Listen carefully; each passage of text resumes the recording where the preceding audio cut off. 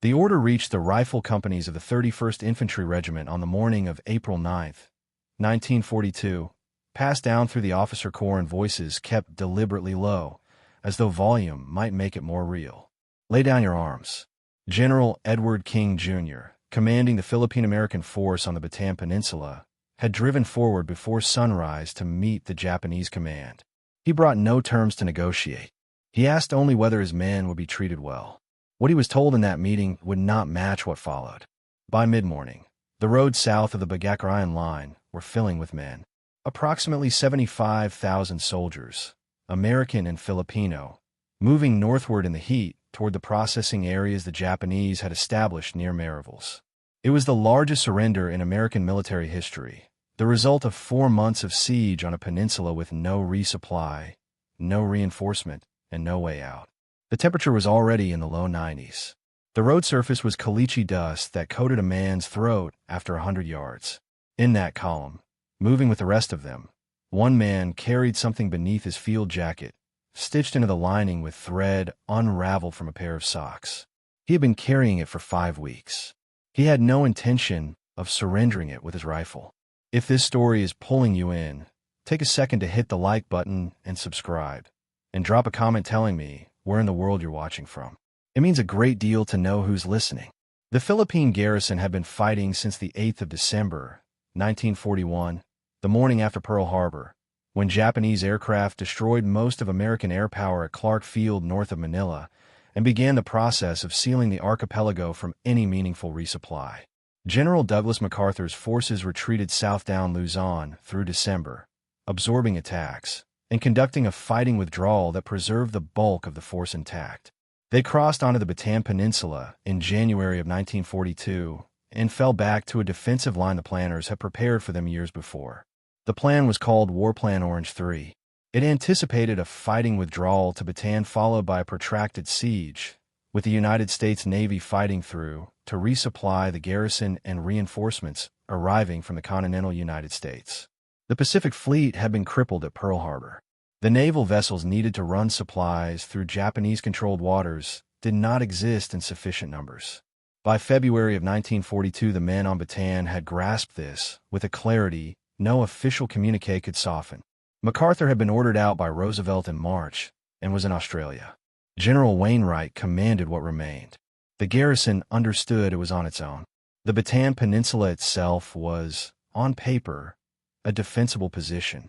It was roughly 30 miles long and 15 miles wide, bounded on the west by the South China Sea and on the east by Manila Bay, with the volcano of Mount Mariveles dominating the southern tip. The jungle terrain made large-scale mechanized advance difficult and favored defenders who knew the ground. The plan had anticipated a 6-month siege, possibly longer. What it had not anticipated adequately was the condition of the men who would be doing the defending. Already reduced in strength before a shot was fired, short on everything from the opening days, with the calendar on the wall and the supply ships not coming and no mechanism available for changing either of those facts. The 31st Infantry had been stationed in the Philippines since 1916. Its soldiers were professionals, long-service men who knew the terrain and the climate with the particular familiarity of years in tropical garrison life, many of them fluent in Tagalog, accustomed to the wet season and the dry. By January of 1942, they were dug in along the Abucay Hacienda line on the eastern side of the peninsula, holding against the units of General Masaru Homa's 14th Army. What the after-action records from that period document is methodical pressure. Homa's force was not the overwhelming juggernaut of later accounts. His initial assault divisions were under strength, his logistics strained, his timetable already behind what Tokyo had specified. The Americans and Filipinos held far longer than Japanese planners anticipated. In the holding, they inflicted casualties that accumulated in the regimental returns and the hospital records with the patient arithmetic of sustained defense. The fighting on the Abucay line was jungle work, much of it at ranges where the manual specifications about effective fire had limited practical meaning. The ground was heavy second-growth forest cut through with ravines and dry creek beds that offered cover in both directions. Patrols went out before dawn and came back with information but did not come back at all, and the accounts collected afterward described close, attritional combat that the broad sweep of the Pacific Campaign tends to obscure. a position held for a night at the cost of 4 men. A patrol that located a Japanese assembly area and called in fire that disrupted an attack time for the following morning. These were not the operations that made any history at the level where history was being recorded. They were the daily texture of a defensive action in which the question was not whether the line would eventually fall, but how long it could be held, and the men holding it understood the distinction clearly. The Abucay line broke in late January. The defending force withdrew to a tighter perimeter, the Bataan line, roughly halfway up the peninsula. There they held again, through February and March, on half rations that dropped to quarter rations before the end, supplementing whatever the quartermaster could provide with whatever the jungle offered. The horses and mules of the Philippine scouts were slaughtered for food. Carabao, iguanas, monkeys. The resourcefulness the men showed in finding supplemental calories was documented in unit diaries and in the accounts collected later. And it was the resourcefulness of men who understood that the supply line was not coming and that ingenuity was the only alternative to starvation. The medical records from Bataan show malaria rates climbing through February and March as antimalarial stocks ran short. Dysentery moved through the units. Beriberi appeared in men who had been eating almost nothing with any nutritional value for 2 months. The daily ration was running at approximately 1,000 calories for a man doing hard physical labor in tropical heat. Soldiers were fighting a rearguard action against starvation and disease at the same time they were holding the line against the Japanese army, and both of those processes were running in the same direction. In early March, a patrol from one of the rifle companies along the Bataan line moved out before dawn to clear a Japanese observation post that had been directing artillery fire onto the American position. The record for the patrol is brief: a grid reference, a time of execution, a notation that the position was cleared. The report says nothing about what the men found there beyond the post itself. What the men who were on the patrol said afterward, in accounts collected by veterans organizations in the 1960s and 70s, is that the position was held by a forward element of one of Homa's assault battalions, newly rotated to the line. The action that cleared it was brief and close. When it was over, one man had pulled a Japanese unit flag from the ground where it had fallen during the fighting. A white rectangle roughly the size of a large pillowcase, the red circle and unit characters identifying the formation. The wooden pole snapped in two. He folded it into the inside of his jacket and walked back to the American lines. The patrol report mentions nothing about this. The flag does not appear in any official document. It enters the record only through the accounts of the men who were present, recorded in the years after the event, fragmentary in places, but consistent on the essential point. He brought it back. He kept it. He kept it because it was what soldiers have always taken from contested ground. Proof of a contact that the official paperwork reduced to a grid coordinate and a word count. More than that, though, in the accounts of the men who knew about it, there's a quality attached to the flag that goes beyond the ordinary logic of a trophy. The patrol had done something that the Bataan fighting rarely permitted anymore. They had moved forward, cleared a position, and come back with it. The flag was evidence of that specific fact. It made the patrol permanent in a way the report could not. In a campaign that had been running in one direction for 3 months, the flag was physical evidence of one night that ran the other way. And there was this, in a context where everything was being taken from these men, the food and the medicine and the reinforcements that were not coming and the future that was contracting around a fixed point, the act of keeping something was in itself a form of refusal. The flag was not yet, in March of 1942, a prisoner flag. It was a combat trophy.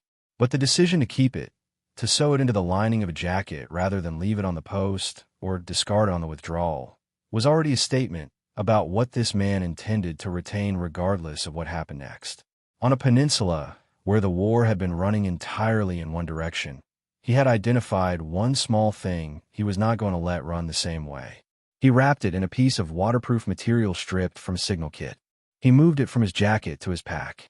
By early April, as the final Japanese push against the Bataan line began in earnest, he had sewn it into the lining of his field jacket with thread unraveled from a spare pair of socks.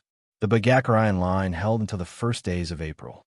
By then, General King's calculations had reached their terminus. He had approximately 75,000 men. Of those, 25 to 30,000 were in hospitals or too sick to fight. The remainder were severely malnourished after 4 months without adequate supply. Ammunition was low. Medical stocks were exhausted. Japanese reinforcements had arrived from Singapore with fresh divisions pressing the line. There was no outcome available other than the one he chose. King sent his surrender message on the morning of April 9th. He acted without authorization from General Wainwright on Corregidor and without authorization from MacArthur in Australia, taking the decision entirely onto his own shoulders. He was 53 years old and had been a soldier for 31 years, and the weight of what he was about to do would stay with him for the rest of his life. He drove to the Japanese lines and asked, one more time, whether his men would be treated well. The word reached the 31st Infantry in the mid-morning.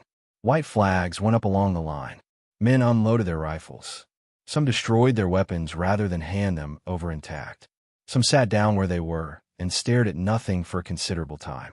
The lieutenant who commanded the sergeant's platoon gathered his men in a stand of bamboo at the edge of their position and told them simply that it was over, that they should take whatever food and water they had, and that they should stay together. The sergeant had a short time to decide. The flag was already inside the lining of the jacket. He checked the stitching. It held. He put the jacket on and buttoned it in the April heat. The Japanese processing of prisoners began along the main road north from Marivilles in the afternoon of April 9th. Homa's staff had planned for perhaps 30 or 40,000 prisoners. They had 75,000. There was no organized food or water distribution. The guards drawn from combat units were still carrying the physiological weight of men who had been in continuous fighting for months, and they had received no adequate instruction in the treatment of prisoners under the Geneva Convention, or if they had, the instruction had not held under operational conditions. The Death March covered approximately 65 miles of road from Marivilles to the railhead at San Fernando in Pampanga Province, with a further rail segment to Camp O'Donnell near Capiz in Tarlac. It lasted, for most men who survived it, between 5 and 12 days. The testimony collected by the War Crimes Tribunal after the war documents what those days involved. Men shot for falling behind the pace the guards set. Men bayonet for attempting to drink from roadside streams. Men beaten for making eye contact with guards.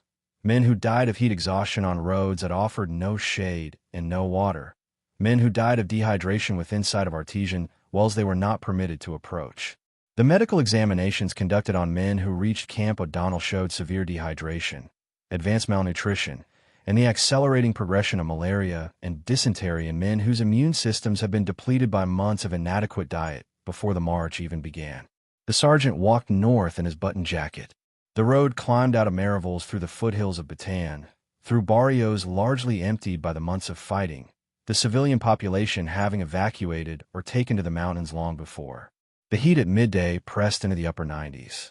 Men who had left Marivilles at dawn were carrying the full weight of it by 10 in the morning, and there was no water issued and no shade, and the column moved at whatever pace the guards set, which was not the pace of men who had not eaten adequately in 4 months. The road passed through Balanga, the capital of Bataan Province, and then north through the towns of the eastern coast of the peninsula, towns that had been contested ground for 3 months, and that showed the damage. The accounts of the march describe specific stretches with particular consistency. The section between Balanga and Irani where the road ran across open ground with no trees on either side, and the sun was unbroken from the left flank all afternoon. The artesian wells of Balanga that the guards would not allow the column to approach. The stack of bodies at the side of the road, near Guagua, that had been there long enough to identify themselves by smell before they were visible. These details appear in multiple accounts, recorded by different men at different times, and they agree. What survives of the sergeant's account from those days is indirect. 2 men who walked with him for the first 3 days left separate records, written 30 years apart, without knowledge of each other, both noting the same detail. He kept his jacket buttoned the entire way. Both men, independently, said they had thought him either mad or past caring about the heat. One of them recorded that he had asked why. The sergeant told him it was personal property, and he was keeping it. The guards pulled men from the column at intervals to search them, looking for watches, rings, cigarettes, anything that could be taken. A Japanese unit flag found on a prisoner would have been taken as an insult. The accounts from the march document what happened in comparable situations. He knew this. He kept walking. The middle stretch of the march ran through several days that the survivor accounts describe at a register that is flatter than the opening days, not because conditions improved, but because the men recording them had passed the point where the conditions could still produce surprise. The routine had established itself.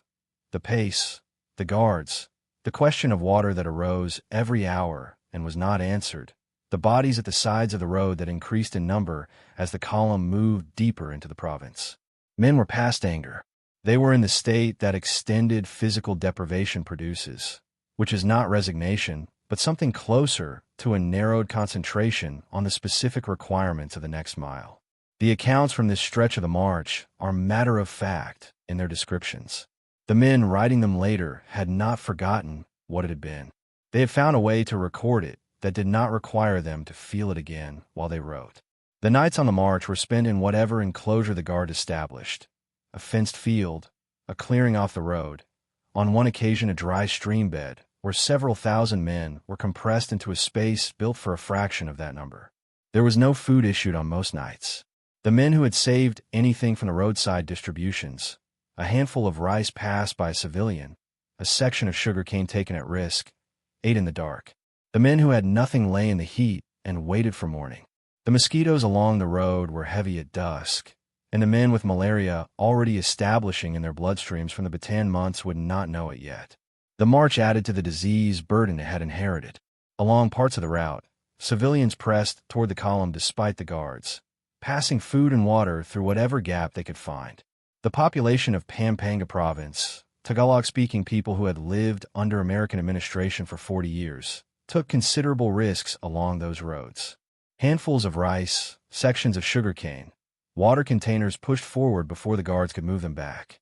Some guards allowed it. Some beat the civilians. Some beat the prisoners who received what was passed.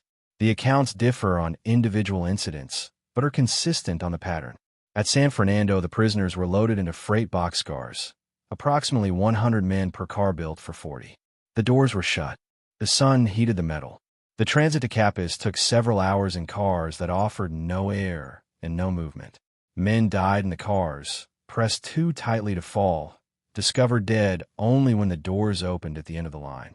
From Capiz, the survivors walked to Camp O'Donnell, an unfinished Philippine Army training camp that had been under construction when the war began, and that showed it. The barracks were bamboo and nipa, built to hold several thousand men for training rotations, not for the sustained habitation of more than 40,000 sick and starving prisoners. The water supply for the American compound was a single faucet for thousands of men, and the line for it ran from before dawn and never entirely cleared. Food was rice, insufficient in quantity and incompletely prepared. Medical care was whatever the prisoners could provide for each other from the supplies they had carried in from Bataan, already depleted, in the packs and kit bags that had not been taken on the road. O'Donnell killed at least 1,500 Americans between May and July of 1942. The Filipino death toll was far higher, estimates ranging from 20 to 26,000 in the same period. The Japanese administrative records were incomplete. The records kept by the prisoner population were more careful. Names, dates, and causes of death, written down in whatever scraps of paper and improvised ledgers the men could create, because the prisoners understood that if they did not keep those records, no one would keep them. Life at O'Donnell was organized around the two facts that governed everything: inadequate food and the certainty that the sick were dying faster than the healthy. The men who stayed active, who found work that gave them access to additional calories, who maintained the informal networks of mutual support that spread food and medicine through the compound, survived at higher rates. The men who gave up, who lay in the barracks and waited for conditions to improve, died faster. This is documented in the medical records and in the survivor accounts, and it amounts to a blunt observation about what extended captivity under those conditions required of the people inside it. The sergeant arrived at O'Donnell with the field jacket still buttoned. The initial processing at the camp was cursory, overwhelmed by the scale of the intake. The systematic searches that would characterize the later camp routine had not yet been established. He found a space in one of the bamboo barracks and kept the jacket close. The flag had survived the march. The men who had walked from Bataan with the sergeant and been assigned to the same compound knew about it, because word of that kind moves through close quarters without being deliberately transmitted. Within a week, the number of men who knew had grown beyond the original patrol. This created a problem the march itself had not, which was simply this: a secret held by 2 men stays a secret, and a secret held by 40 does not. Not in a prisoner camp where food was scarce enough that a double ration represented a genuine transaction, and the guards rewarded certain kinds of cooperation. The sergeant moved the flag.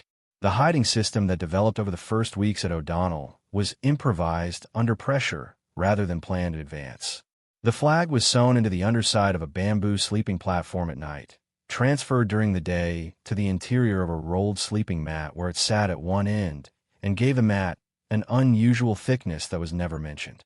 When word came that guards were conducting a barracks inspection, it moved to a hollowed-out section of one of the structural support posts, packed around with palm fiber until the post sounded solid when struck with a knuckle. Each location had a backup. The men who knew the system had divided the responsibility in a way that meant no single person's capture or death would expose it entirely. The first full barracks search at O'Donnell was conducted in June of 1942. The guards went through personal possessions with systematic care, taking rings and watches and photographs, and any item they judged to be contraband. They found a pocket New Testament with a handwritten note inside it and debated its status for a quarter of an hour before confiscating it. They did not find the flag. The death rate at O'Donnell through the summer ran at 20 to 30 Americans a day. The causes were primarily malaria, dysentery, and a complex of nutritional deficiencies that the camp medical records cataloged under clinical names. Men who had been sick on Bataan before the surrender, the ones who had walked out of the field hospitals carrying whatever they could take, were dying at the highest rates. The men who stayed alive were the ones with marginally better constitutions or marginally better access to the quinine and food that moved through the informal economy of the camp. The sergeant had 2 weeks of cyclomalaria in June, the kind that puts a man horizontal for days before releasing him long enough to eat, then cycles back. He did not go to the camp hospital, because the men who went to the camp hospital in those first months at O'Donnell survived at lower rates than the men who stayed in the barracks. The medical officer in his compound had quinine obtained through channels whose details do not appear in any record, and he applied it where he judged it would do the most work. The sergeant received it. He recovered.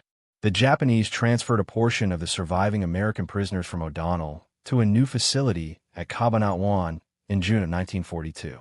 Cabanatuan had been a Philippine Army installation, larger than O'Donnell, with somewhat better water and more internal space.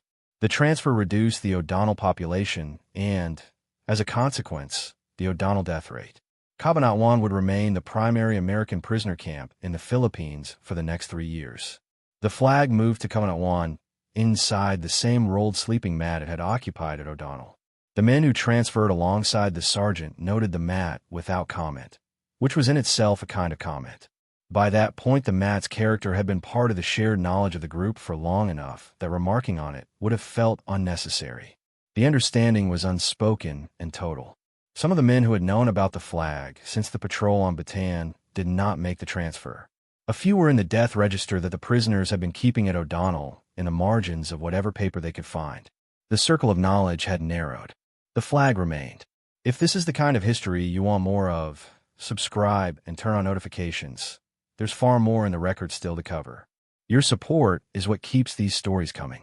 At Cabanatuan, the camp routine established itself with a thoroughness that the later memoirs describe as at once grinding and, in retrospect, a form of preservation. The daily roll calls, the work details, the predictable cycles of inadequate food and ongoing disease gave structure to men who had lost the structure of military life, along with their weapons and their freedom. Men who organized their days survived at higher rates than men who did not. The evidence for this is consistent across the memoirs and the medical records and the oral histories collected in the decades after the war. The sergeant was placed on one of the agricultural details, clearing and cultivating ground near the camp that the Japanese used to supplement prisoner rations. The work was hard and the guards were unpredictable in mood, but the detail offered outdoor activity and occasional access to supplemental food. Sweet potato tops pulled from the ground before a guard could see. Wild greens taken at risk during the work period. The caloric difference this created in any single day was not large. Over months, it was the difference between maintaining weight and losing it at a rate a man's body could not absorb indefinitely. The hours not spent on work detail were their own kind of difficulty. Cabanatuan had a library of sorts, assembled from whatever books had arrived through the Red Cross and through the informal networks of civilians who passed material through the fence. There were card games and chess, improvised from whatever materials could be assembled. There was talk, the kind of sustained conversation that emerges in environments where there is nothing else to do and time moves too slowly. The men who organized their days and occupied their minds survived at better rates than those who did not, and the accounts suggest this was understood by the men inside the camp with the direct clarity of people in a long experiment who could see which approaches were working. Boredom at that depth and duration was not trivial. It worked on men the way the other deprivations worked, more slowly, less visibly, and in ways that the medical records could not adequately capture. The camp had an internal economy of its own, as all prisoner camps of sufficient duration develop. Food, medicine, information, and labor were exchanged in transactions that the official camp record does not document, and that the prisoner memoirs describe only in terms broad enough to avoid identifying who participated in what. The Filipino civilians who came to the camp fence on authorized market days brought food that prisoners traded for personal items the guards had not yet found. The items in that trade were sometimes the items that held the most personal meaning to the men who traded them. The men who made those trades understood what they were doing and made the calculation anyway. Survival had its specific costs at Cabanatuan, and men paid them differently. The searches at Cabanatuan were more systematic than those at O'Donnell. The camp's administrative routine had been fully established by the fall of 1942, and the Japanese intelligence staff at Cabanatuan was focused on detecting contraband radio equipment and communications with the Filipino resistance outside the wire. These were the concerns that drove the inspection procedures. A captured Japanese flag was a secondary consideration in that context, but secondary is not absent, and the men who maintained the hiding arrangement understood that the difference between the two could collapse without warning. The mat remained one location in a rotation that had been adapted to the new camp's layout. A hollowed-out section of a tool handle on the agricultural detail provided a second option. A narrow gap beneath a latrine bench, lined with a strip of oilskin stripped from a piece of equipment brought from Bataan, served as a third. The fourth location, used during the most thorough searches, was the interior of a field medical kit carried by a Filipino scout corpsman who had a legitimate documented reason to have it as an authorized personal item. The corpsman knew about the flag and maintained custody of it without explaining to anyone who asked exactly why. The most any of the accounts record him saying was that a flag taken in a fight belonged to the men who took it.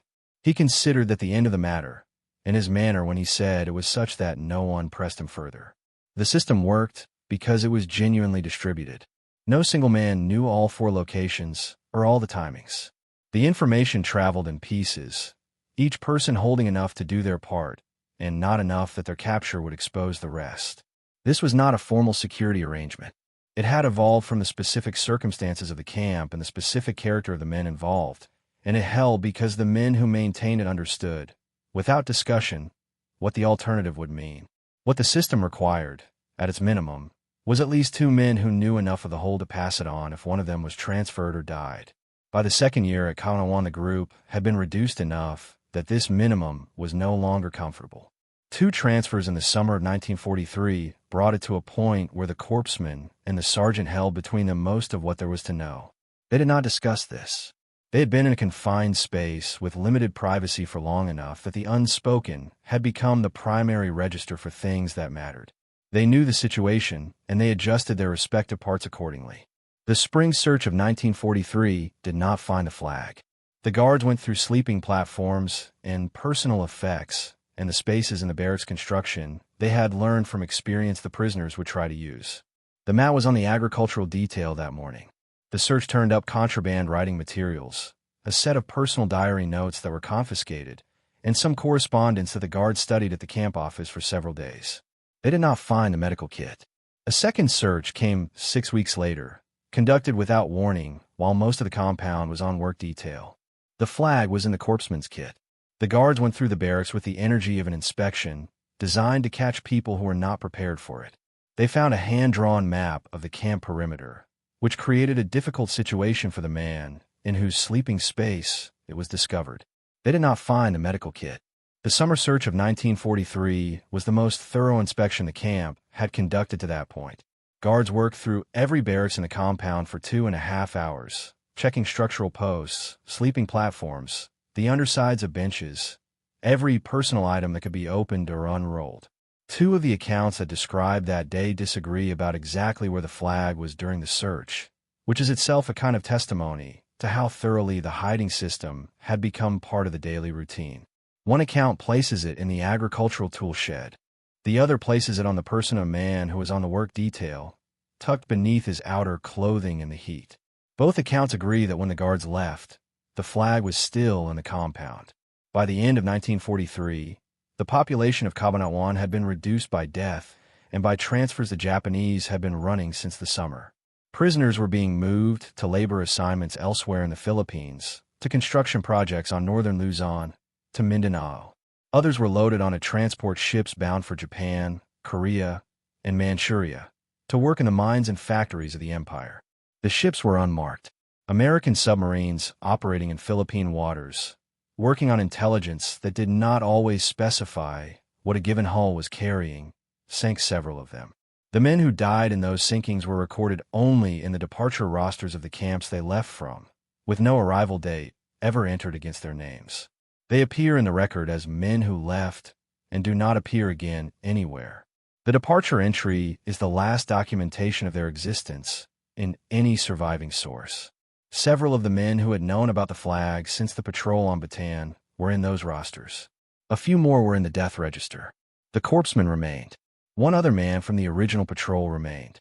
The rest of the group that had maintained the hiding arrangement across 2 camps and more than 18 months had been reduced to the minimum that could sustain it. In September of 1944, American carrier aircraft appeared over the Philippines for the first time since the opening weeks of the war. The sound reached the camp before the aircraft were visible, the drone of radial engines that every man in the compound had last heard flying away from Bataan 2.5 years before. Then they came into view, high, silver shapes crossing the sky with the unhurried certainty of aircraft that owned the airspace they moved through. The prisoners in the compound watched them without speaking, some of them, in the accounts, beginning to cry without being entirely certain afterward whether it was relief or grief or something that was both at the same time. The guards became nervous in a way that was different in kind from ordinary nervousness. The administrative staff at Cabanatuan began burning documents. The inspection schedule tightened. The food rations, already inadequate, were reduced further as the Japanese military in the Philippines redirected supplies toward the defense of Leyte and Luzon. The men in the barracks read these signs with the attention of people who had been studying a confined environment for years and had learned to separate the ordinary variations in guard behavior from the ones that carried real information.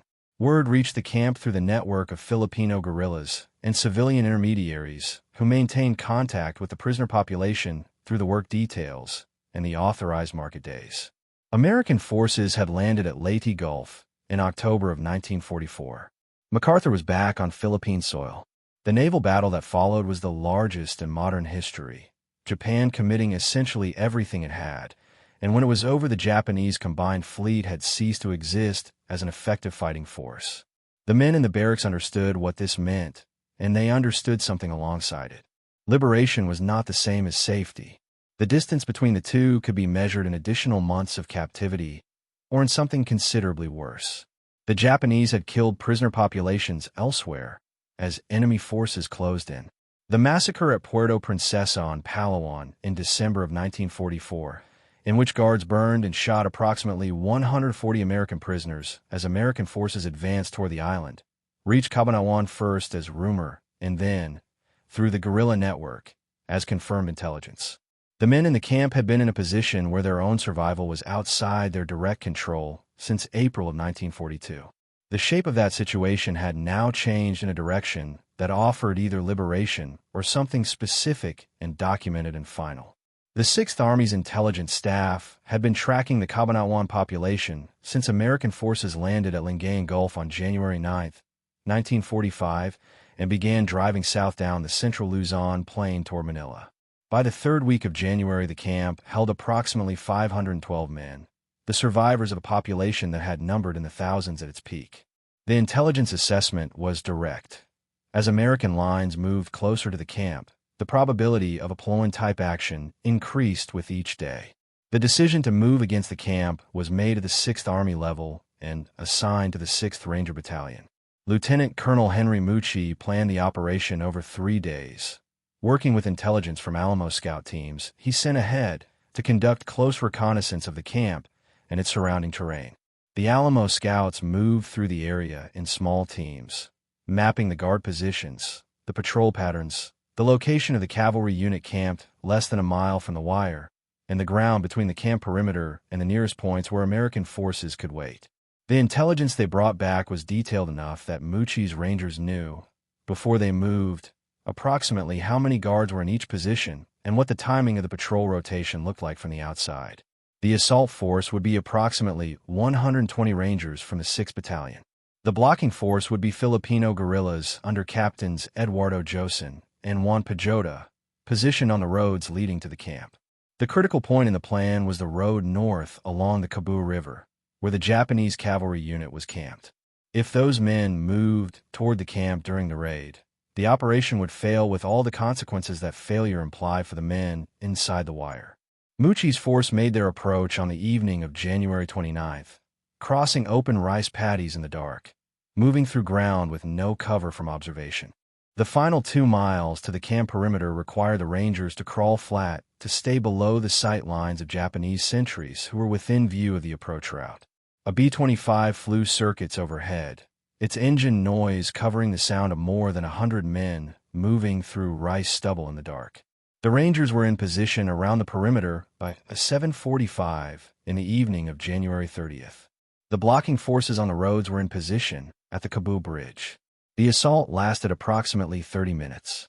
Rangers hit the camp from multiple sides simultaneously, moving through the barracks in the dark and engaging the guard force at close quarters, while the blocking positions on the roads held the cavalry unit in place. The guerrillas at the Cebu Bridge fought through the full duration of the raid and through the withdrawal, absorbing the Japanese reaction and preventing the cavalry unit from reaching the wire. One Ranger was killed inside the camp perimeter. The guard force was destroyed. The prisoners were directed toward the main gate by Rangers speaking English in American accents, which appears in survivor account after survivor account, with a quality that suggests how fully the men in that compound had stopped believing they would hear it again. Several accounts describe prisoners who did not initially move, who stood in the barracks doorways and had to be guided physically toward the gate by Rangers who understood that time was the critical constraint. Men who had been held for nearly 3 years in a compound where movement was always bounded and always supervised did not necessarily experience sudden release as something the body immediately recognized. The Rangers were patient with this for exactly as long as they could afford to be, and then they were not patient, and the men moved. The sergeant moved. He took the rolled mat from beneath his sleeping platform, verified by feel what was inside it, and went through the gate with 511 other men. The column moved south through the night toward the American lines, more than 25 miles away, through countryside where Japanese units remained active. Filipino guerrillas and civilian volunteers along the route provided food and water and guides at intervals along the road. Several times during the march, civilians who had organized themselves before the raid came out to meet the column with carabao carts and improvised sleds assembled for prisoners who could not walk the distance on their own. The accounts of the liberated men describe these civilian appearances in the dark with a specificity that suggests the impression was permanent. Ordinary people on a road in Luzon in the middle of a war, carrying food and offering their animals, because someone in the guerrilla network had told them what was coming and they had made themselves ready. The walk itself required something of men who had spent years moving only within the boundaries of a camp and its surrounding work details. The distance that night was greater than any work detail had permitted. The direction was chosen by the men themselves, following guides, but moving in a direction that was their own, toward a destination they intended to reach. Several accounts describe the specific physical sensation of open ground at night, the sky in all directions instead of the angles of the camp, the horizon not bounded by wire. These are not constructed observations. The men who wrote them were recording something the body registers before the mind is finished with it, and they recorded it in plain terms because plain terms were what it required. The American lines were reached in the morning. Medical teams staged at the processing point began triage immediately, working through men whose conditions ranged from severe malnutrition to active tropical disease to wounds from a march that had been inadequately treated for nearly 3 years. The men who arrived that morning were not recognizable by weight to anyone who had known them before Bataan. The medical officers working the triage documented the accumulated damage without editorial comment, in the clinical language of people doing a job under pressure, and the accumulation in those records is itself a form of documentation that the more formal histories of the raid do not always include. A military photographer attached to the 6th Army Public Affairs section was present at the processing area that day, and in the days that followed, photographing the men as they came in and were processed. One of the photographs taken in February of 1945 shows a man holding a Japanese flag.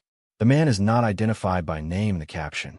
The flag is white with a red circle and unit characters, yellowed along the fold lines where years of compression had worked it, the pole long gone. The caption records only that it was captured at Bataan in 1942 and brought out of Cabanatuan. The photograph is in the National Archives collection at College Park, Maryland. It has not been widely reproduced or cited in the published accounts of the raid. The Cabanatuan survivors were assessed, treated, and evacuated to the main hospital facilities on Luzon. The medical evaluations documented the accumulated effects of nearly 3 years of nutritional deprivation and tropical disease on men who had already been in reduced condition when they were captured. The men who had been disciplined about the small advantages available in captivity, the agricultural details, the quinine obtained through informal channels, the supplemental food gathered at risk, had arrived in better condition than those who had lacked access to those things. The difference was not dramatic in any individual case. Over years, it had compounded into something that, in some cases, meant survival. The sergeant was debriefed by Army intelligence officers on the conditions at O'Donnell and Cabanatuan, on the treatment of prisoners during the Death March, and on the administrative practices of the Japanese camp command through the years of his captivity. His testimony entered the record that the War Crimes Tribunal used in its proceedings against the officers responsible for what had occurred on the peninsula and the roads north of it. General Masaru Homa, who had commanded the 14th Army and who bore ultimate command responsibility for what occurred on the march, was tried and convicted. He was executed by firing squad in April of 1946, maintaining to the end that he had not known the specific conditions of the march. The prosecution's position, supported by the testimony of survivors, was that not knowing what his command was doing was itself a failure of command of the kind the laws of war held a commanding general accountable for. The tribunal agreed. General King, who had made the decision on April 9, 1942, and who had carried the weight of it afterward, lived until 2001. He reached 98 years of age. In the post-war decades, he attended survivor reunions and said very little about the surrender itself. He had done what could be done with what he had. The men who walked out of Cabanatuan on the night of January 30th, 1945, were alive in part because King had not thrown them into a final engagement that would have consumed the remaining fighting strength of the Bataan force in a matter of days. The flag's history after February of 1945 is not documented in any source that has surfaced in the archive. It left the camp with the man who carried it out, appeared in the photograph of the processing area, and then the documentation ends. Whether it went home with him, whether it was donated to a veterans organization or a museum, whether it passed through an estate and was dispersed without anyone knowing what they were handling, is not resolved. The records that exist are the ones described here. The photograph in the National Archives, the patrol report that mentions only the clear position, the 2 accounts from the march that independently describe the button jacket, and what the man said when asked about it, the references in Cabanatuan survivor testimonies to the mat that had been thick at one end for as long as any of them could remember. That the record is incomplete in this specific way is not unusual. The official documentation of the Bataan campaign is extensive. The personal histories of the men inside it are fragmentary, incomplete in proportion to the length of their captivity, the destruction of records during the fighting and the surrender, and the particular silence of men who returned from those years and often found that the people waiting for them at home could not hear, in any meaningful way, what they had to say about what had happened. The flag that the official record never acknowledged exists now only in a photograph, and in the accounts of men most of whom have been dead for decades. The documentary record holds what it holds and names what it cannot contain. The men who died between the march and the liberation are in the registers the prisoners kept at O'Donnell and Cabanatuan, with the determined accuracy of people who understood that official documentation would not do it adequately. Names and dates and causes: malaria, dysentery, pellagra, diphtheria, wounds from a march that progressed slowly through years of inadequate treatment into conditions the camp medical officer could not address without drugs he did not have. The register does not record what these men knew or what they helped protect through the years of their captivity. It records that they were there and that they died there, and the men who kept the register considered that documentation a debt they owed the dead and paid it faithfully. The 6th Ranger Battalion and the Filipino guerrilla units who conducted the Cabanatuan raid are documented in the after-action reports filed by Lieutenant Colonel Mucci and in the tactical studies that examine the operation in the decades following. The names of the 512 men brought out are preserved in those reports. The operation has been studied at military schools as an example of planning under severe time pressure, of coordination between conventional infantry and irregular forces, and of the execution of a direct action mission in a denied area. It represents one of the most successful rescue operations of the Second World War, measured by the ratio of men recovered to casualties taken. The 65 miles of road from Mariveles to San Fernando have been retraced in the years since the war by historians and journalists and veterans, some of them survivors walking the route again in the direction they had not been permitted to choose the first time. The road is paved now. The barrios along it have grown into larger towns. The haciendas that appear in the prisoners' accounts have mostly been altered or cleared. The heat in April along that road is the same as it was in April of 1942. The site of Camp O'Donnell has a memorial. The Cabanatuan site has a memorial. The American defenders of Bataan and Corregidor maintained the documentary record of the survivor community through the post-war decades, pressing for recognition and the accurate recording of what had occurred on the peninsula and the roads north of it and in the camps. The last of the men who were there are gone now. The accounts are no longer growing. The record closes around what has been documented and holds it without modification. What the record holds, among everything else it holds, is the image of a man photographed in February of 1945 holding a Japanese flag that had been inside the surrender and the march and 3 years of a prisoner camp that killed more than a quarter of the men who entered it.